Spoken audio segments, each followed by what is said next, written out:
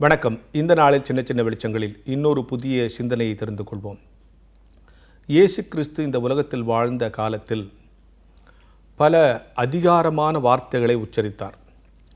அந்த வார்த்தைகளுக்கு பிறகு நடந்த நிகழ்வை அல்லது அந்த வார்த்தையை இன்றளவுக்கும் நாம் தியானிக்கிறோம். அதிலிருந்து நம்முடைய வாழ்க்கைக்கான சில பொருட்களையும் தெரிந்து கொள்கிறோம் இல்லையா? அப்படி 2 வார்த்தை நம்ம எல்லாருக்கும் தெரிஞ்ச ஒரு பிரபலமான வார்த்தை. ஒன்று, லாசருவே எழுந்து வெளியே வா. இன்னொன்று, சகேயுவே இறங்கி வா. இந்த ரெண்டும் மிகப்பெரிய இம்பேக்டை அன்னைக்கு சமுதாயத்தில் ஏற்படுத்திடுச்சு, இன்றைக்கி ஏற்படுத்துது. சகேயுவை பார்த்து இறங்கி வான்னு சொல்கிறது ஈஸி, ஆனால் லாசருவை பார்த்து வெளியவான்னு சொல்கிறது கஷ்டம் அப்படின்னு நம்ம நினைக்கிறோம். ஆனால் ரெண்டுமே கடவுளால் முடியும். ஒன்று, லைஃப் முடிஞ்சு போச்சு, அவ்வளோதான், புதைச்சாச்சு. சொந்தக்காரங்களே சொல்கிறாங்க நாருமேனு, எல்லாம் முடிஞ்சிச்சு, நோ அதர் கோ. அப்போ சொல்கிறாரு ஏஞ்சி வெளியே வா. So every thing is finished நீ நினைக்கும் போது கூட கடவுள் ஒரு வார்த்தை சொல்லி மீண்டும் ஒரு புதிய தோற்றத்தை, புதிய மாற்றத்தை உருவாக்க முடியும். அது லாசருவே வெளியே வா.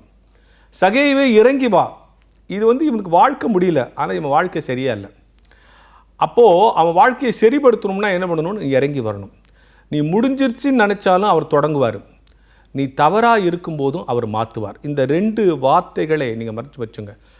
சகேயுவே இறங்கி வாங்கிறது சகேயுக்கு மட்டுமல்ல, பல விஷயங்கள் நம்ம கடவுள் கிட்ட நெருங்கணும்னா, இல்லை கடவுள் என்கிட்ட வரணும்னா, அல்ல கடவுளுடைய ஆறுல நான் பெறணும்னா, பல விஷயங்கள்லேருந்து நம்ம இறங்கி வர வேண்டியிருக்கு. அதை கடவுளால் தான் சொல்ல முடியும். இறங்கி வா.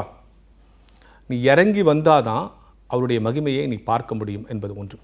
2வது, நான் சரியாக வாழலைன்னா இறங்கி வர்றேன்னு கூப்பிட்ற கடவுள் என் வாழ்க்கை சில நேரங்களில் மரித்து போன நிலையில் இருக்கும்போது கூட அதை மாற்றக்கூடிய வல்லமையிலா எழுந்து வா அப்படின்னு சொல்ல முடியும். அப்போ இறங்கி வா, எழுந்து வா, இந்த 2 வார்த்தை ஞாபகம் வச்சுங்க. நான் தவறான உயரத்தில் இருந்தால், உலக பிரகாரமான தவறான முடிவுகளில் நான் இருந்தால் இறங்கி வான்னு சொல்கிறார். அவ்வளோதான், முடிஞ்சிருச்சு, இனிமேல் நோ அதர்கோ அப்படின்னு நினச்சா எழுந்து வான்னு சொல்கிறார். எனவே உன்னை இறங்கி வர சொல்லுகிறவர், உன்னை எழுந்து வருகிற சொல்லுகிறவர் இந்த நாளின் காலை நேரத்தில் உன்னோடு பேசுகிற ஒரு சொல் என்னென்னா, நாம் தீர்மானிக்கணும், நான் இறங்கி வர வேண்டிய நிலையில் இருக்கிறேனா, எழுந்து வர வேண்டிய நிலையில் இருக்கிறேனா. தட் மீன்ஸ் உலக பிரகாரமான உயரத்தில் உட்கார்ந்து கொண்டு மகிழ்ந்து கொண்டிருக்கிறேனா, பாவத்தில் மரித்து போய் இருக்கிறேனா.